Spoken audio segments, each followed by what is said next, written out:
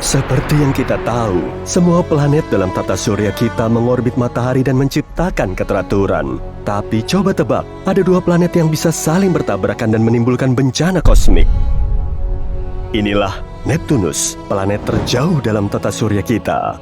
Neptunus 17 kali lebih berat dan 4 kali lebih besar dari bumi. Jauhnya 30 unit astronomi dari matahari. 1 UA adalah jarak antara matahari dengan bumi. Jadi, jarak Neptunus ke matahari 30 kali lebih jauh daripada kita. Dan planet itu selesai mengelilingi matahari dalam 164 tahun dalam orbit yang hampir berbentuk lingkaran.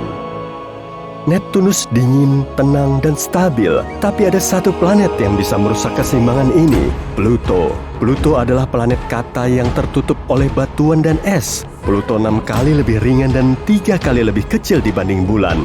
Kami tertarik dengan orbitnya. Kalau kamu lihat peta tata surya dari atas, kamu akan melihat bentuknya bukan lingkaran, tapi elips, lingkaran yang agak pipih. Pada titik terjauhnya, Pluto berjarak 49 kali jarak bumi matahari. Ketika bergerak, Pluto mendekati bintang itu. Pada titik terdekatnya, Pluto kira-kira 29,5 UA dari matahari. Itu lebih dekat dari Neptunus. Jadi secara hipotesis, keduanya bisa bertabrakan. Mari kita lihat tabrakan ini di barisan depan. Lebih dekat lagi, please. Nah, bagus. Neptunus dan Pluto saling mendekati satu sama lain. Keduanya adalah dunia yang sangat dingin. Tapi keduanya mulai berinteraksi secara gravitasi. Seperti dua magnet, ini membuat planet-planet itu menghangat dari dalam. Neptunus adalah raksasa gas. Di sana tidak terdapat permukaan padat. Jadi belum banyak perubahan di dalamnya. Tapi permukaan Pluto berbatu-batu. Karena pengaruh gravitasi Neptunus, Pluto mulai retak. Pluto terus-menerus mengalami gempa. Ini menjadikannya makin panas. Ketika hampir menyentuh raksasa gas itu, Pluto mulai hancur dari dalam. Di samping itu, atmosfer Neptunus sangat padat. Maka planet Katai itu mulai menyala karena gesekan dengan gas-gas di atmosfer bagian atasnya. Suhu Pluto sekarang sangat panas di satu sisi dan sangat dingin di sisi yang lain. Ini menyebabkan deformasi parah dan planet Katai itu mulai hancur. Setengah dari pecahan planet Katai itu tetap berada dalam orbit Neptunus. Keduanya akan saling bertabrakan sampai menjadi debu dan membentuk cincin baru bagi planet besar itu. Pecahan yang lain akan terbakar dalam atmosfer Neptunus, dan batuan terbesar yang tersisa dari Pluto akan jatuh menembus Neptunus sampai benar-benar terbakar menjadi debu. Neptunus benar-benar menelan Pluto dan orbitnya tanpa perubahan apapun. Semua itu karena raksasa gas itu 20 kali lebih besar dan jauh lebih berat dari planet Katai itu. Jadi, tabrakan ini tidak membahayakan Neptunus. Tapi ini tidak bisa terjadi sejak awal, sebab orbit kedua planet itu tidak benar-benar bersilangan. Yuk kita lihat peta tata surya lagi, bukan dari atas, tapi dari samping. Kesembilan planet berada dalam garis horizontal dari matahari. Jarak masing-masingnya besar dan orbitnya tidak bersilangan. Inilah orbit Pluto. Bisa kamu lihat, orbit ini relatif miring dibanding orbit semua planet. Orbitnya mulai dari bagian atas, lalu turun ke bawah orbit planet-planet, lalu kembali. Jadi Pluto tidak pernah bisa bertabrakan dengan Neptunus. Tapi tabrakan planet sudah pernah terjadi dalam tata surya kita. Dan berkat tabrakan ini, kehidupan muncul di bumi. Mari kembali ke masa 4,5 miliar tahun lalu. Bola lava panas ini adalah bumi. Bola ini baru terbentuk dari awan debu dan mulai menjadi dingin. Tapi kemudian, planet kelana seukuran Mars muncul di cakrawala. Namanya Theia. Tidak bisa dihindari, planet ini mendekati planet kita. Tabrakan dengan Theia ini terjadi pada sudut yang sempurna. Kalau Theia langsung menghantam kita, kedua planet pasti sudah hancur berkeping-keping. Tapi Theia menghantam kita pada garis singgung. Planet ini melontarkan sebagian materi dari bumi muda dan hancur berkeping-keping. Theia tidak bisa melanjutkan perjalanan sebab bumi memerangkapnya dalam gravitasinya. Sebagian besar dari planet ini tetap dalam orbit kita. Pecahan yang lebih kecil saling bertabrakan, jatuh ke bumi, dan bergabung dengan Theia yang tersisa. Debu mengendap, dan kita bisa melihat gambaran yang sudah kita kenal. Bumi dan bulan. Ini adalah teori utama bagaimana bulan bisa dekat dengan kita. Para ilmuwan bilang, tabrakan inilah yang menyebabkan munculnya kehidupan di bumi. Theia membawa banyak es yang berubah menjadi air di planet kita. Bulan baru itu menstabilkan rotasi bumi dan kondisi di bumi menjadi sempurna untuk munculnya kehidupan. Ada tabrakan lain yang bisa menimbulkan gelombang ledakan yang akan menyebar sejauh ribuan tahun cahaya, yaitu tabrakan bintang.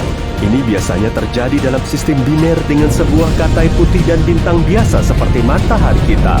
Katai putih adalah sisa bintang yang telah padam.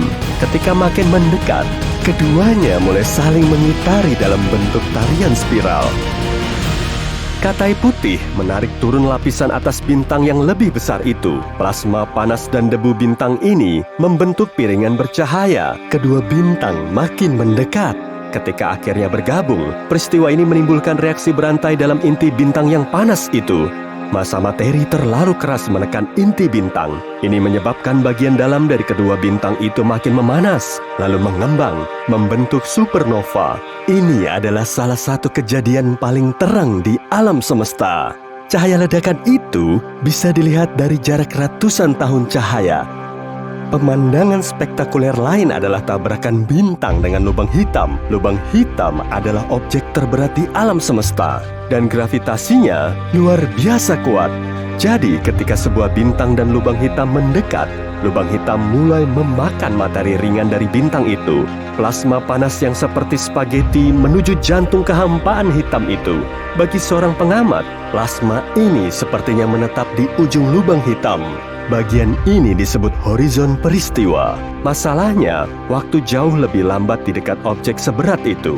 Jadi kita mengira materi itu menetap di horizon peristiwa, tapi sebenarnya sudah lama memasuki jantung lubang hitam. Saat semakin mendekat, lubang hitam benar-benar mulai mengoyak bintang itu dan menelannya bulat-bulat.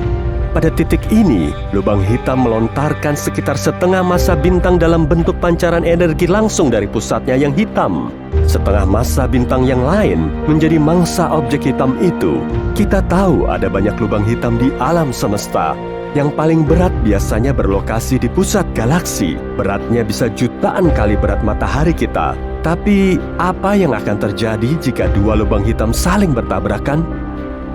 Ilmuwan kita berkesempatan mengamati kejadian seperti itu. Dua lubang hitam yang beratnya 66 dan 85 massa matahari perlahan-lahan saling mendekat. Keduanya menari bersama, seraya membengkokkan cahaya yang melewatinya. Tapi kemudian keduanya bergabung menjadi sebuah lubang hitam raksasa berbobot 142 massa matahari.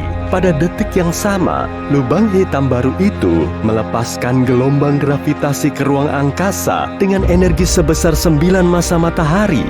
Para ilmuwan berhasil menangkap gelombang ini dan mengamati bergabungnya kedua lubang hitam itu di baris depan. Tapi sebenarnya, kejadian ini terjadi 17 miliar tahun lalu. Kita baru sekarang melihatnya sebab partikel-partikel cahaya dan gelombang gravitasi butuh waktu sangat lama untuk mencapai jarak 17 miliar tahun cahaya ke bumi. Sekarang, coba bayangkan tabrakan skala galaksi.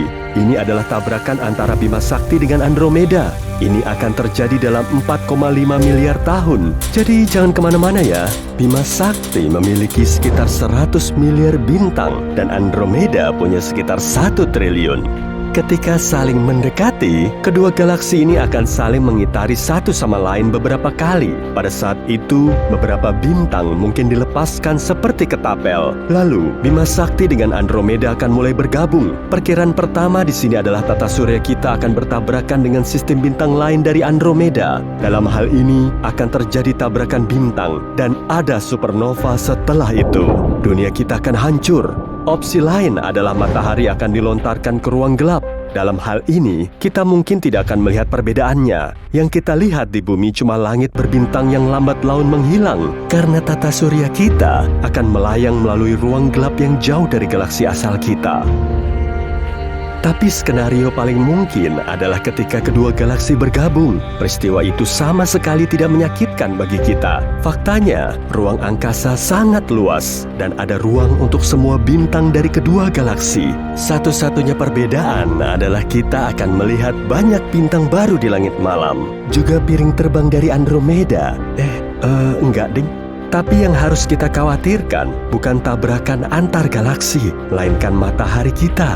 Dalam waktu 4,5 miliar tahun, matahari kita akan menjadi raksasa merah. Ia akan memuai, menelan planet-planet di dekatnya. Bumi mungkin akan menjadi planet pertama yang paling dekat matahari. Bumi akan menjadi begitu panas, sehingga semua kehidupan akan menghilang. Dan tak seorang pun yang akan bisa menyaksikan tabrakan galaksi tadi.